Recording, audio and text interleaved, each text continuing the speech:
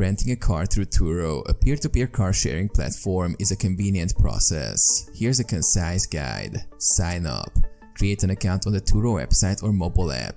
Provide the necessary information, including your driver's license and payment details. Search and select. Use the platform to search for available cars in your desired location. Filter the results based on your preferences, such as car type, price, and features. Review listings. Read the details and reviews of potential cars.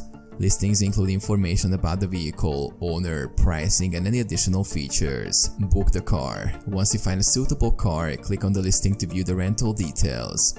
Choose your rental dates, review the pricing, and click book. Communication with owner. Communicate with the car owner to discuss pickup logistics, key handover, and any specific arrangements. Pick up the car. Meet the owner at the agreed upon location to pick up the car. Conduct a pre-rental inspection, documenting any existing damages. Enjoy the rental. Drive and enjoy the rented car during the agreed upon rental period.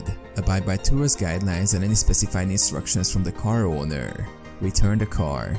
Return the car at the agreed upon time and location. Perform a post-rental inspection with the owner to ensure there are no new damages. Leave a review. Provide a review of your experience with the car and owner on Turo's platform.